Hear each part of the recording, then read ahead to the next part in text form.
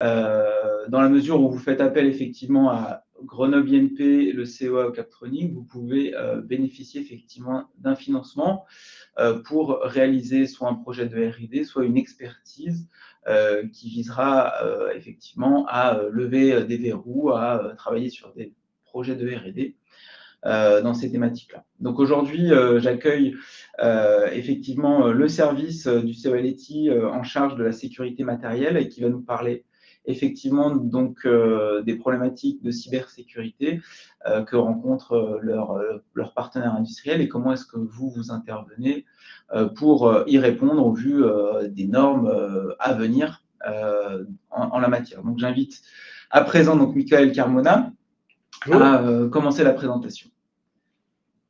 Merci pour l'introduction.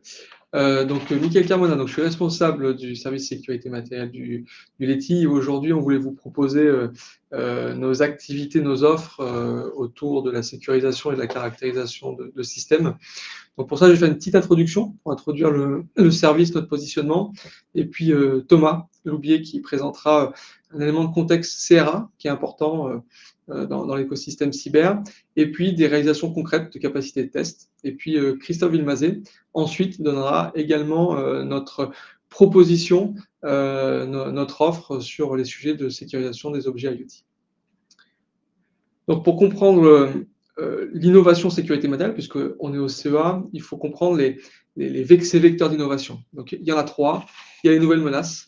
Donc, typiquement l'ordinateur quantique qui mène aujourd'hui à l'émergence de la cryptographie post-quantique.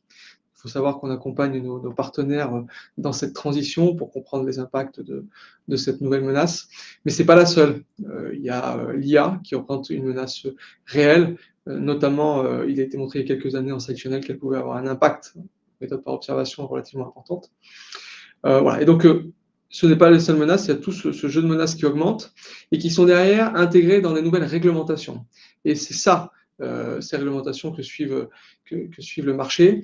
Donc, les classiques sur les hauts niveaux de sécurité, critères communs, EMBECO, mais il y en a des nouvelles, notamment dans des industries où la cyber n'était pas forcément prépondérante et qui devient aujourd'hui incontournable, dans l'automobile, dans l'industrie et puis dans l'IoT. Et c'est pour ça qu'on va vous présenter le CRA, puisque ça va dessiner les contours de la cyber sur ce domaine-là dans les années à venir. Et puis enfin, les innovations d'ordre technologique, donc avec l'IA embarquée. Là, à nouveau, on a une proposition de valeur forte avec des travaux depuis plusieurs années sur les impacts des attaques sur l'IA embarquée. Et puis donc d'autres types d'émergences technologiques qu'on n'abordera pas pendant la présentation, donc on évoque dans cette introduction, autour de l'émergence du RISC-V, qui permet de voir la sécurité autrement, ou vraiment des technologies de transistors comme le LTSO. Donc, pour vous donner le panorama du service, c'est environ 80 personnes avec 2 missions principales, si on résume, développer des nouvelles techniques de caractérisation pour aider les partenaires, soit dans l'évaluation de critères communs, soit dans d'autres types d'industries, pour qu'ils comprennent les vulnérabilités de leur système et puissent ensuite se protéger, pour se protéger en soi ou pour accéder à des réglementations. Et puis une partie sécurisation au niveau composants, crypto post-quantique, générateur de nombres aléatoires, et au niveau système. Donc 4 laboratoires, vous avez la présence de 2 laboratoires aujourd'hui, le LSES avec la présentation de Christophe qui vous présentera les aspects au niveau système, et le LTSO qui vous présentera les aspects caractérisation. ITSEF, c'est le CESTI, donc l'activité historique autour de l'évaluation sécuritaire. Et puis le LSCO, si vous avez des questions à la fin, n'hésitez pas à en poser sur tout ce qui est accompagnement au niveau de la sécurité et des impacts de la cryptographie post-quantique. Donc je laisse la parole à Thomas.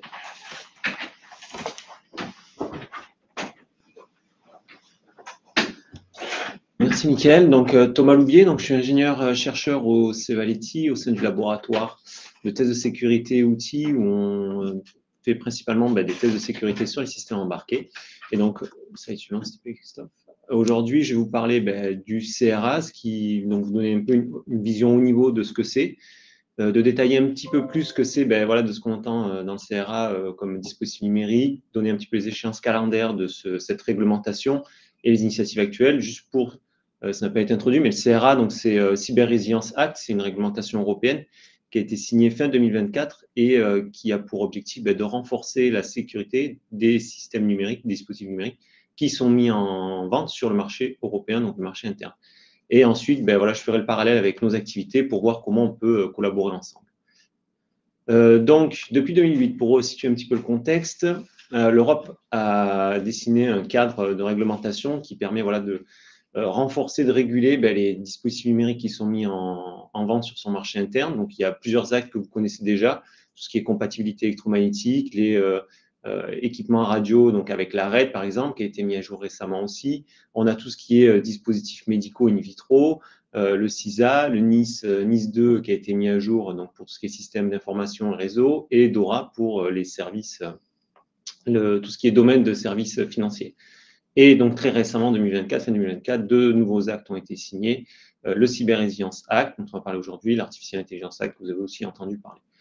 Donc, dans les grandes lignes, les objectifs du CRA, il y en a 2. Donc, c'est protéger les consommateurs de tous les dispositifs numériques qui sont mis en vente sur le marché et de renforcer de façon globale la résilience de ces dispositifs au sein de l'Union européenne. Pour ça, le CRA définit tout un cadre réglementaire qui permet d'arriver à ces objectifs-là, notamment avec la mise en place d'exigences techniques qui sont spécifiées dans l'annexe 1, partie 1, qui rend ces exigences obligatoires pour les fabricants de ces produits tout au long du cycle vie et qui aussi met la responsabilité sur toute la chaîne d'approvisionnement, donc pas uniquement le fabricant, mais éventuellement les mandataires, les distributeurs, les importateurs, voilà, qui rendent tout le cycle de vie d'un dispositif.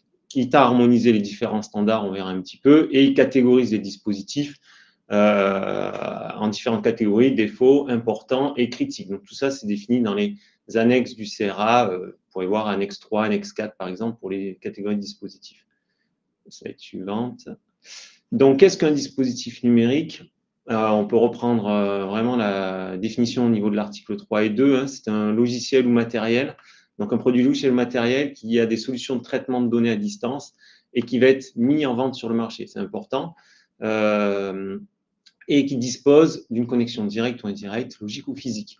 Qu'est-ce qui est exclu du CRA de façon explicite? Si on regarde dans la réglementation, ça va être les logiciels libres et ouverts qui ne sont pas mis à disposition sur le marché, sauf quelques exceptions qui sont précisées dans le CRA, les dispositifs médicaux, les véhicules à moteur, l'aviation civile, les équipements marins qui sont déjà couverts par d'autres directives, ainsi que tous les produits développés ou modifiés à des fins de sécurité nationale ou de défense. Donc, comme je disais, le CRA va impacter toute la chaîne, hein, principalement les fabricants qui ont le plus de, on va dire, de contraintes, notamment, comme je disais, donc des exigences fonctionnelles qui sont définies à l'annexe 1, partie 1, pour produire, concevoir et fabriquer des produits qui sont sécurisés. Donc, des exigences fonctionnelles, ça va être typiquement des mises à jour sécurisées, l'absence de vulnérabilité, des communications qui soient chiffrées, donc confidentielles, intègres, aussi le stockage de données, voilà, ce genre de choses. Et donc, il devra aussi maintenir à jour donc une évaluation des risques de cybersécurité et une obligation, donc ça c'est important, de signalement de tout ce qui est vulnérabilité activement exploitée et d'incidents graves. Et y remédier donc dans un laps de temps qui est spécifié dans le CRA. Ainsi que voilà, donc les autres acteurs autour de ces dispositifs, donc mandataires, importateurs, distributeurs, devront vérifier voilà, que le fabricant, que les produits qu'ils commercialisent, qu'ils distribuent, donc qu'ils importent, respectent ces exigences-là. Et il y a aussi voilà, un petit sur les logiciels ouverts, où là, il n'y a pas tant à respecter ces exigences-là, il y a surtout l'article 14 qui s'applique sur le signalement des vulnérabilités activement exploitées dans le cadre où ces logiciels pourraient être utilisés dans des dispositifs commerciaux qui vont être commercialisés. Donc, pour ça, l'Europe a spécifiquement émis un Standardization Request pour mandater les organismes de standardisation européens, à savoir donc le CNCLEC et l'ETSI, pour travailler sur des standards horizontaux et verticaux. Donc, le CRA décrit dans son annexe 1, partie 1, des exigences fonctionnelles et elle a mandaté donc ces organismes pour pouvoir traduire ces exigences fonctionnelles en exigences techniques. Et donc, c'est pour ça que ces organismes de standardisation travaillent donc sur la mise en œuvre, sur la description de ce que vont être les exigences techniques que vont devoir respecter les fabricants pour construire un produit. Donc là, je cite quelques exemples, je ne vais pas revenir dessus, mais voilà, typiquement, CNCLEC travaille principalement sur les standards horizontaux et ensuite avec l'ETSI sur des standards verticaux en fonction, donc uniquement pour les produits importants, classe 1 et 2 et critiques. Donc là, vous pouvez retrouver le programme de travail qui est dans le lien qui est cité. Il est complet et voilà, il récupère donc tous les dispositifs qui sont cités dans les annexes 3 et 4 du CRA. D'un point de vue donc calendaire, juste pour rappeler un peu les grandes lignes, hein, donc septembre 2022, il y a une proposition la prise en compte du risque cyber au niveau européen pour les dispositifs numériques. L'adoption du CRA est faite fin 2024. Aujourd'hui, donc les grandes échéances qui vont arriver, c'est donc juin 2026 où les États membres, à travers la CESID, vont devoir publier donc les organismes notifiés qui vont pouvoir aller évaluer la conformité sur ces exigences-là. En août 2026, donc les organismes de standardisation, eux, vont devoir fournir les exigences techniques justement relatives aux produits importants et critiques, et ce qui va impacter aussi directement les fabricants, c'est septembre 2026 où là, l'application de l'article 14 va rentrer en vigueur, notamment sur ce que je disais, la signalisation des incidents de vulnérabilité, d'incidents graves, et des vulnérabilités activement exploitées, voilà, avec une obligation de notification aux autorités, aux utilisateurs. Ouais, merci. Donc, voilà pour donner un petit peu le cadre du CRA dans les grandes lignes, hein, on ne rentre pas dans tous les détails. Et nous, aujourd'hui, c'est des choses qu'on regarde de très près et qu'on intègre aussi dans nos développements. Donc, je vais revenir un petit peu sur qui on est dans notre laboratoire du LTSO, largement aussi au triple sec, mais donc c'est une équipe multidisciplinaire hein, qui sont issus pas mal de l'académie de l'industrie voilà, donc spécialisés dans tout ce qui est tests de sécurité, comme j'ai dans des systèmes embarqués. On travaille avec divers secteurs d'activité qui sont cités ici, hein, dans l'automobile, l'industrie semi-conducteur, le médical, l'IoT, système industriel et tout ce qui est électronique en public. Et tout ça, en développant, qu'est-ce qu'on fait? Donc, on développe des méthodes, des bancs d'essai, justement pour tester les dispositifs numériques en conformité ou avec différentes exigences, différentes normes qui existent sur le marché, notamment par exemple l'IEC 62443 4.2, qui est pour les systèmes industriels. Et on s'emploie à développer aussi des moyens et des techniques de pénétration de logiciels et matériels toujours plus innovantes. Bon, slide suivante. Merci. Donc, nos missions, elles sont doubles. Hein. D'abord, la recherche, d'être à la pointe du domaine des attaques. Hein. Ça, c'est évident. Et d'aller au-dessus, de viser toujours des systèmes de plus en plus complexes. Donc, comme je l'ai dit, donc, les systèmes embarqués, ça va du MCU au MPU. Donc, on essaie de viser aussi on vise d'ailleurs des targets comme les smartphones, ce genre de choses. C'est vraiment des outils, des systèmes qui sont très sécurisés, très complexes à attaquer. Donc, tout ça pour vérifier, caractériser la sécurité des systèmes embarqués, que ce soit de la caractérisation donc, très matérielle hein, au niveau canaux auxiliaires, injection de fautes. Aussi, on regarde la sécurité des interfaces de communication et aujourd'hui, on intègre aussi toutes les nouvelles techniques d'intelligence artificielle qui viennent renforcer nos outils et notre recherche de vulnérabilité. Et on s'adapte aussi à être apte à anticiper toute la menace post-quantique, donc à aller venir caractériser les contre-mesures qu'on y développe.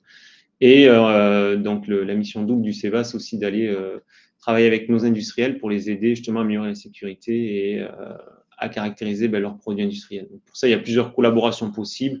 Je ne vais pas m'étaler, mais voilà, soit à travers des laboratoires communs, des partenariats bilatéraux ou des collaborations à travers des projets académiques donc européens ou nationaux. Donc, dans notre laboratoire au LTSO, on travaille sur donc, plein d'outils. Il y a plusieurs plateformes. Je vais faire un petit focus sur 3 de ces plateformes principales. Donc, la première, Slibe, tu peux passer le slide suivant. Merci. Donc, Slibe, qui est une plateforme de test automatisé des vulnérabilités de conformité pour les systèmes embarqués. Donc, qui vise principalement les interfaces de communication, donc interfaces physiques au niveau TCP/IP, CAN pour les véhicules, UART, mais aussi sans fil. Donc, on va retrouver du Bluetooth Low Energy, du Wi-Fi, du Zigbee, tout ce qui est industriel, NFC. Et il intègre donc un moteur de recherche de vulnérabilité pour essayer de trouver les vulnérabilités connues sur un dispositif à partir d'une SBOM. Donc, une SBOM, c'est tout ce qui est Software Bill of Material.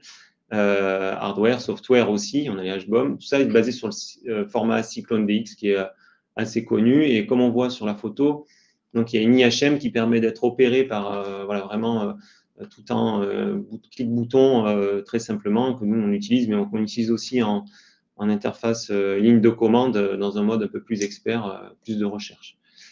Donc, deuxième outil qui est très complémentaire de ça, il s'appelle Fuzz Engine, qui lui donc se base toujours pareil sur les mêmes interfaces physiques et sans fil, qui permet de faire de la recherche de vulnérabilités de bugs dans les protocoles réseau.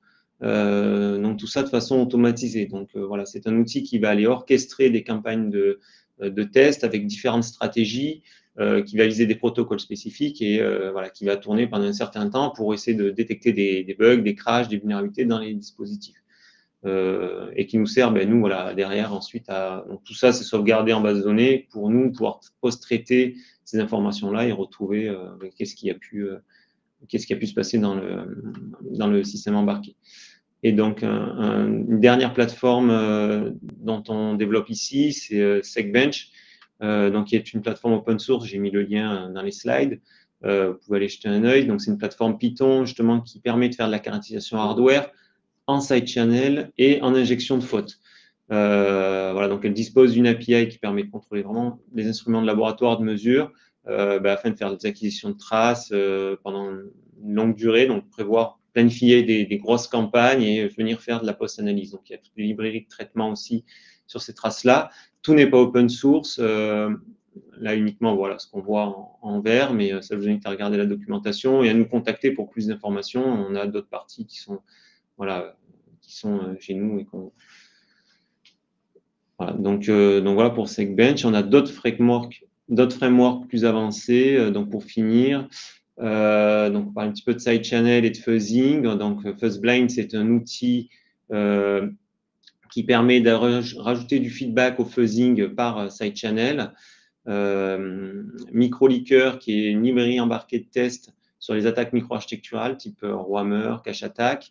Dump Analyzer, qui lui permet de faire donc pas mal de reverse engineering sur toutes les mémoires non volatiles, et aussi voilà, Recode. Donc là, on est dans du side channel, du reverse engineer pour justement retrouver donc l'exécution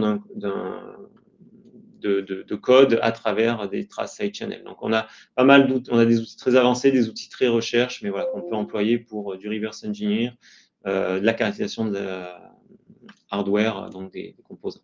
Donc voilà, je vais laisser la parole à Christophe pour moi et puis je reviendrai vers vous pour les questions. Vas-y Christophe. Merci Thomas. Donc Thomas vous a présenté les activités plutôt Red Team du service. Donc là, on va passer plutôt sur les activités Blue Team. Donc je suis Christophe Villemazet, je suis responsable de l'équipe sécurité des systèmes embarqués. Donc, pour parler du contexte, de quoi on parle, les systèmes embarqués, c'est à la fois les objets connectés, l'IoT, pour différents domaines d'activité, que ce soit l'automobile, l'industrie, la santé ou encore l'habitat. Et donc, l'IoT, les objets connectés, sont plutôt, la plupart du temps, basés sur des microcontrôleurs, donc des plateformes plutôt contraintes, que ce soit en puissance, en mémoire ou encore en autonomie. On travaille aussi sur des plateformes dites Edge, donc c'est plutôt à ce moment-là des passerelles, des gateways, qui sont basés soit sur des microcontrôleurs assez puissants, mais la plupart du temps sur des microprocesseurs. Et donc on a plus de possibilités, que ce soit en puissance, en mémoire ou en autonomie, et aussi on a un système d'exploitation qui est riche. Donc là, je vous ai mis à droite l'approche qui est préconisée par le NIST en 5 étapes, donc identifier, protéger, détecter les incidents, répondre à ces incidents et puis surtout restaurer en cas d'attaque. Donc nous, au sein du laboratoire et au sein du service, on couvre ces 5 étapes de cette approche. Donc toujours de quoi parle-t-on? Les objectifs de sécurité.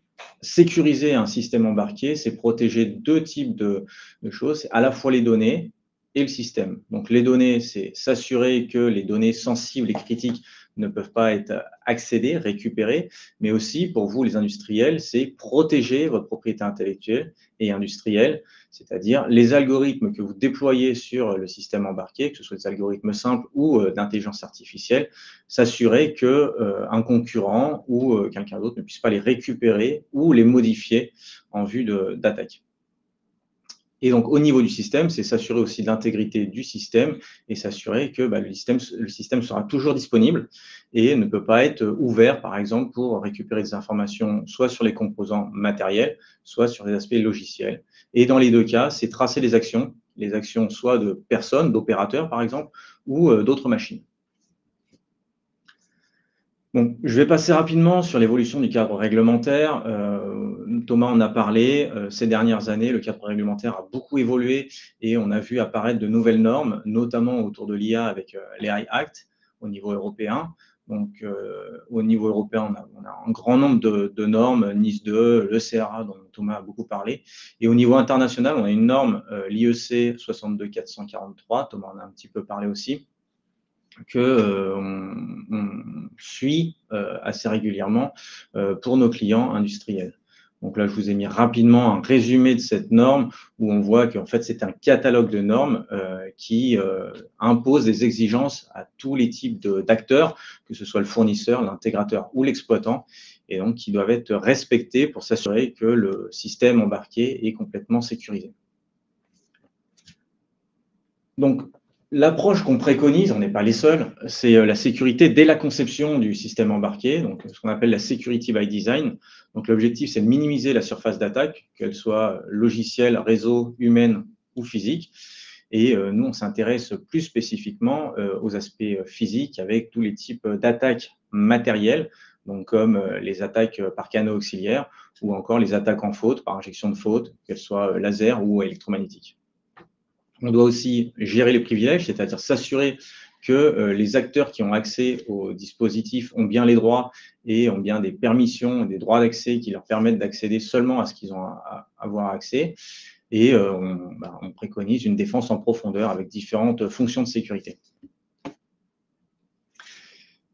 L'autre objectif pour qu'on ait un système embarqué complètement sécurisé, c'est d'avoir de la sécurité de bout en bout. Donc, on va commencer par ancrer la sécurité, ce qu'on appelle le root of trust, en utilisant des mémoires protégées, en lecture et en écriture par exemple, et en déployant des fonctions de sécurité comme un démarrage sécurisé ou une mise à jour sécurisée. On va gérer aussi tout ce qui est clé cryptographique pour qu'elle soit secrète et qu'elle ne soit pas récupérée. Et on va sécuriser aussi les protocoles de communication qui pourront être testés ensuite par l'équipe LTSO. Et pour tout ça, on a besoin de composants de sécurité matériels sur lesquels on va s'appuyer. Donc, la plupart du temps, on utilise des modules de sécurité matérielle du commerce qui existent, donc que ce soit des HSM, des TPM ou encore des Secure Elements. Et on va s'appuyer sur des éléments un peu hybrides entre le matériel et le logiciel qu'on appelle les zones d'exécution de confiance ou TEE. Et le plus connu sur le système embarqué, c'est la Trust Zone qui est développée par ARM. Et on va pouvoir porter des systèmes d'exploitation type Opti pour pouvoir gérer cette Trust Zone entre l'aspect monde sécurisé et monde non sécurisé en déployant notamment des applications de confiance. Donc, notre proposition de valeur, c'est protéger vos systèmes électroniques et vos données contre les futures cyberattaques, notamment avec de l'IA, au moyen de conception de références sécurisées. Donc, j'en ai parlé tout à l'heure, on s'intéresse exclusivement à l'IoT et au gateway. On ne va pas jusqu'au cloud, puisque là, c'est des PC, c'est d'autres équipes du CEA qui s'en occupent. Et donc, on a déployé deux types de conception de références sécurisées, une pour l'IoT que nous avons baptisée SecIoT et une pour l'Edge qu'on a appelé Secway. Donc, ces conceptions de référence nous permettent de déployer des fonctions de sécurité comme le Secure Boot, le Secure Update, d'avoir des fonctions de sécurité qui sont basse consommation, puisque l'objectif, c'est déployer la sécurité, mais pas d'empêcher le fonctionnement du dispositif. Et puis, par exemple, gérer tout ce qui est clé cryptographique. Sur ces matériels de référence, nous allons pouvoir passer des tests avec le laboratoire LTSO, où on va pouvoir lancer des attaques logicielles matérielles et détecter de nouvelles vulnérabilités, par exemple. On va, d'un autre côté, pouvoir déployer des implémentations sécurisées, comme par exemple autour de l'ALEA, de la cryptographie post-quantique, qui est assez récent, ou encore d'intelligence artificielle. Donc, intelligence artificielle pour la sécurité, c'est-à-dire utiliser des briques d'intelligence artificielle pour détecter de nouvelles menaces, par exemple, ou encore la sécurité de l'intelligence artificielle. L'intelligence artificielle est déployée de plus en plus sur des objets connectés, sans souci de sécurité. Et nous avons démontré depuis quelques années déjà que cette intelligence artificielle est vulnérable et peut être attaquée. Et on peut soit la perturber pour lui faire dire n'importe quoi, soit récupérer des informations sur cette intelligence artificielle. Donc, sur la partie Edge, donc Segway, on a mis en place une gateway. Donc, vous avez la photo ici, qui est une photo que nous avons réalisée pour plutôt l'aspect médical. C'est pour ça que la gateway est blanche. Et l'objectif, c'est de sécuriser les aspects passerelles, mais aussi pour les industriels qui développent des dispositifs IoT qui ne sont pas sécurisés dès la conception, en rajoutant cette gateway, ça permet de sécuriser les échanges de communication avec l'extérieur et donc d'apporter un peu plus de sécurité. Sur l'aspect IoT, donc on a développé cette conception de référence, nous avons baptisé SEC IoT, qui vise à garantir l'authentification du système et la confidentialité et l'intégrité des données échangées. Donc, on a déployé tout un arsenal de sécurité que vous devez sûrement connaître, avec de l'anti-tampering pour s'assurer que le boîtier ne sera jamais ouvert et que les potentiels attaquants ou concurrents ne pourront pas récupérer des informations sur le système. Et puis, après, j'en ai déjà parlé, du démarrage des mises à jour sécurisées, de la gestion des clés. Tout ça appuyé sur des composants électroniques matériels. Rapidement, des success stories au niveau du service, donc sur les deux laboratoires test et sécurité. Donc, on travaille depuis 6 ans déjà avec Schneider Electric sur le domaine de l'énergie. Et donc, on a développé avec eux tout un arsenal de tests pour détecter de nouvelles vulnérabilités et s'assurer que les dispositifs sont bien sécurisés. Et donc, on a travaillé sur la sécurisation de leurs produits avec nos implémentations de référence. Sur le domaine de l'industrie, on a travaillé avec un industriel Réseau Def. Ça fait 8 ans qu'on travaille avec eux. Donc, les premières années, c'était surtout sur les aspects communication, notamment communication sans fil. Et ces dernières années, on a travaillé avec eux pour sécuriser à la fois les communications et sécuriser aussi les produits pour s'assurer que les produits ne peuvent pas être attaqués et que des informations ne puissent pas être récupérées. C'est pour la détection d'incendie, donc il faut s'assurer qu'il n'y ait pas de mauvaise détection ou pas de détection du tout. Et pour finir, on a travaillé aussi dans le domaine du médical avec un partenaire qui souhaite rester confidentiel, où on a encore une fois, apporter nos expertises en matière de test et puis en matière de sécurité, où là, on a apporté notre expertise sur la sécurité de l'intelligence artificielle embarquée, puisque c'était un dispositif médical qui utilisait l'intelligence artificielle pour réguler une fonction physiologique. Et donc, pour finir, notre offre, je suis désolé Florent, j'ai bientôt fini. Donc, en gros, on propose un diagnostic cybersécurité. Tu peux revenir juste un coup. Un diagnostic cybersécurité. Donc, en gros, c'est une analyse de risque où on va évaluer les risques et puis on va faire des recommandations pour atténuer ces risques. Dans un deuxième temps, on peut passer à la sécurisation. Donc, soit Security by Design, j'en ai parlé quand on fait un nouveau produit, où on va garantir la sécurité dès la conception.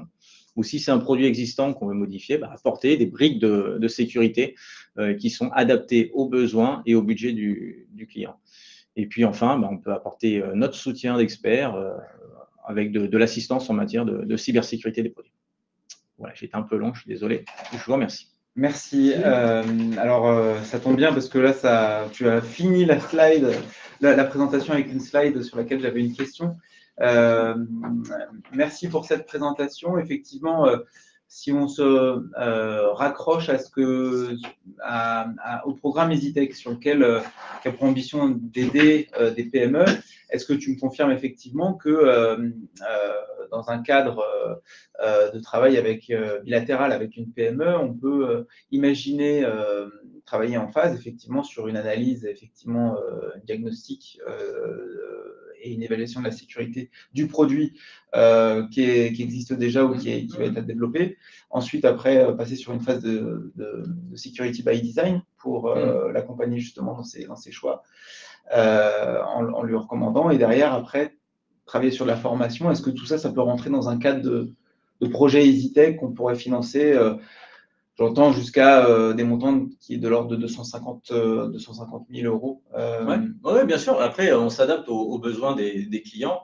Nous, les architectures de référence qu'on a développées, c'est des tanks pour écraser les mouches.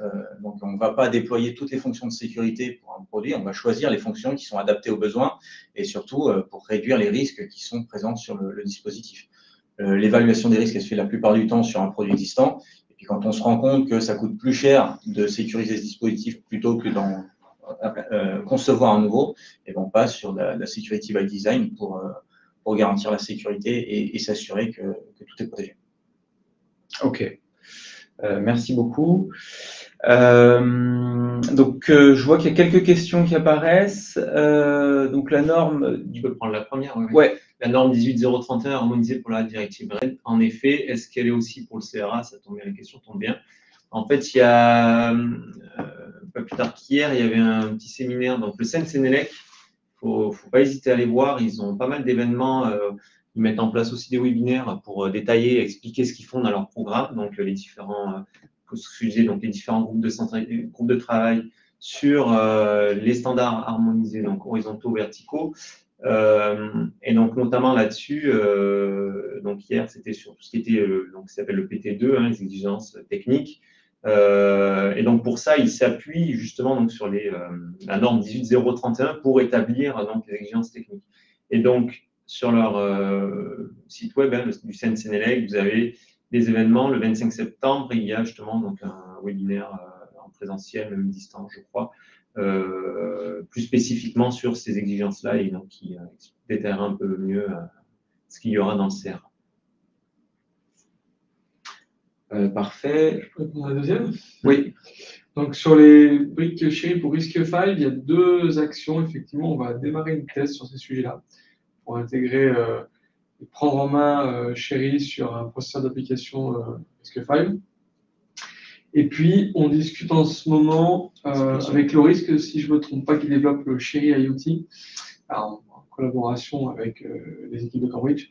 Et donc, on devrait démarrer une phase de caractérisation de ces composants-là. Voilà. L'échéance sur ce deuxième point est moins connue. La partie prise en main de Chéri va démarrer cette fin d'année pour une 3. Donc, c'est ça, vous êtes bien sur l'évaluation et du test de ces briques Chéri pour RISC-V. C'est ça, caractérisation et puis d'un autre volet, implémentation sur processeur d'application. Ok, je vais lire l'autre question qui apparaît. Donc, que se passe-t-il si une vulnérabilité est détectée sur un OS qui n'est pas plus maintenu? Dans notre cas, on ne pourrait pas migrer sur une version maintenue car la CPU utilisée n'est plus supportée. Donc, en effet, dans le cas où une mise à jour ne peut pas être faite sur un dispositif qui a une vulnérabilité, tout ça, de toute façon, quand donc ça dépend de l'évaluation qui sera faite sur le dispositif, c'est encore en train d'être défini, mais ça dépendra le module,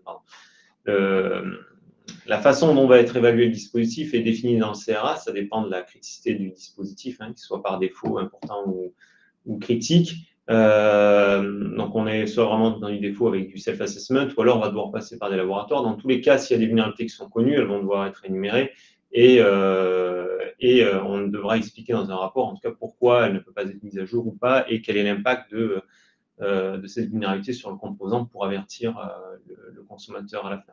Et donc, tout ça, après, c'est l'Union européenne qui donne son marquage. Le marquage. Donc, si ça ne peut pas être mis à jour, ça n'empêchera pas que ça puisse être commercialisé, mais en tout cas, il faut que ce soit documenté. Moi, j'avais une question en 2026, donc il sera notifié des organismes qui pourront évaluer ces exigences, donc vous en ferez a priori partie. Oui, c'est bien la stratégie du service que d'avoir une entité qui soit agréée pour répondre au CRA. D'accord. Donc, c'est effectivement une certification qu'on obtient avec une accréditation de l'organisme qui délivre cette certification. Okay. Ce n'est pas de l'auto-certification. Alors, pour être accrédité, c'est un nom. Par contre, je crois que ce qu'a présenté Thomas, dans certains cas, ça peut être de l'auto-évaluation. Ça dépend de la criticité du dispositif. Donc, tous les dispositifs qui tombent, qui ne sont pas couverts dans notre réglementation et qui tombent dans les catégories défauts, donc qui ne sont pas soit importants, classe 1 ou 2, ou critiques, pourront être auto-évalués. c'est pas une obligation, enfin, c'est une obligation. Mais il y a plusieurs modes d'évaluation. L'auto-évaluation fait partie pour les défauts. Même un fabricant qui tombe avec ses dispositifs dans une catégorie défaut peut aussi passer par un organisme notifié pour se faire certifier. C'est pas. Et dans tous les cas, que ce soit auto-validé ou certifié, oui. En fonction de la catégorie, ça permet de délivrer une certification CE. C'est ça. Sinon, on n'a pas le droit. Sinon, on ne pourrait pas commercialiser sur le marché. C'est ça. OK. How do you initiate a cyber attack using the electromagnetic? Donc, c'est tout ce qui est side channel attack et l'injection de faute, en fait, dans un. Alors, je ne sais pas s'il faut que je réponde en anglais. La question est posée en anglais, je vais continuer en français. Typiquement, voilà, c'est en posant le dispositif sur un banc, soit en injectant un pulse électromagnétique pour venir perturber un composant. Donc, il y a tout un. Je ne vais pas passer le scope des attaques, mais il y en a tout un pan de domaines qui existe sur les injections de faute électromagnétiques et aussi sur la récupération de secrets à travers l'analyse et l'écoute passive des composants quand ils sont en fonctionnement. Autre question, les OM ne sont pas soumis au CRA car déjà régulés par une norme que je ne citerai pas. Par extension, les tiers appliquent une norme ISO pour accompagner leurs clients. Sont-ils soumis au CRA? Non, s'ils appliquent déjà l'ISO 21434, ils n'ont pas besoin d'être compliant. OK. Donc la norme 18031 est-elle harmonisée pour la directive RED? Donc la réponse est oui pour la dernière question. Est-ce qu'elle l'est aussi pour le CRA? En effet, c'est en cours de construction. Donc, comme je disais, les ESO, donc les organismes de standardisation européens, ont été mandatés et ils ont donc pour certaines classes et certains standards verticaux, l'échéance qui est août 2026, il y en a une autre plus tard, j'ai plus la date en tête, mais voilà, il y a deux échéances. La principale, c'est même octobre 2026, sur la livraison des normes harmonisées. Moi, j'ai une question qui me vient aussi, c'est quelle est la politique de propriété intellectuelle dès lors qu'il y a un développement security by design suite à une analyse qui est faite par vous, lorsque c'est une commande venant d'une PME, quelle est la politique au sein de votre équipe? Est-ce qu'il y a une licence qui est proposée? Est-ce qu'il y a une session des travaux? Après, ça dépend des cas. Enfin, quand il y a de l'innovation qui est développée par le CEVA, qu'on met à disposition de la PME, oui, il y a une licence. Et là, à ce moment-là, on discute de la licence avec la PME. Il y a différentes possibilités de financement derrière. Quand c'est quelque chose qui est de l'ordre général, il n'y a pas de licence et on travaille sur contrat. D'accord. OK. Marie-Laure Poté qui. Il y a une information. Donc, le 1er octobre, il y a une journée sur les attaques en faute ouverte à tous lieux Minatech. C'est JAIF. Donc, c'est JAIF, OK, voilà. OK, à laquelle on va participer d'ailleurs, encore une fois. Merci Marie-Laure. Parfait.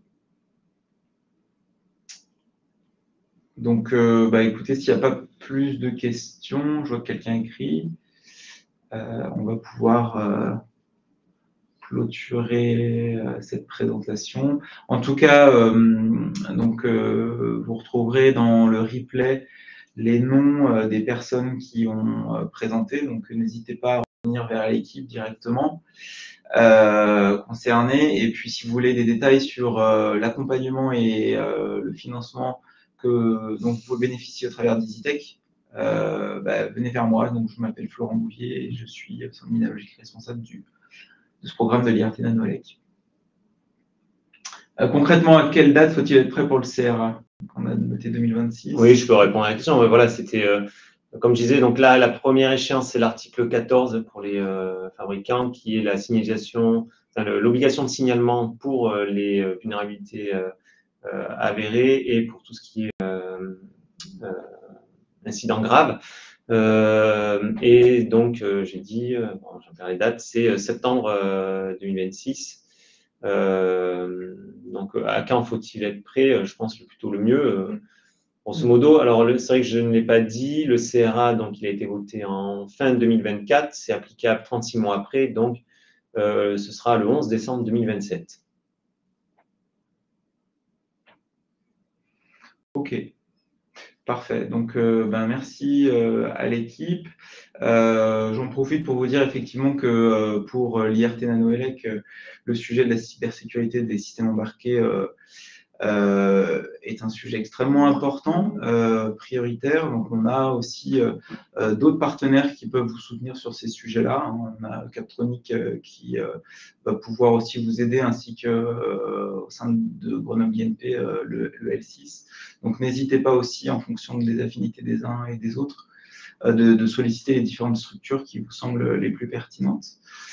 Je vous invite, donc en octobre, je crois que la date a été notée, il me semble que c'est le 5 octobre, au prochain webinaire sur lequel le GIPSA Lab présentera effectivement leurs compétences de la plateforme technologique sur la robotique mobile, qui est aussi un des sujets qui met en œuvre tout ce qui est système embarqué et les notions de sécurité par ailleurs de ces systèmes-là. Merci à tous. Merci, bonne journée.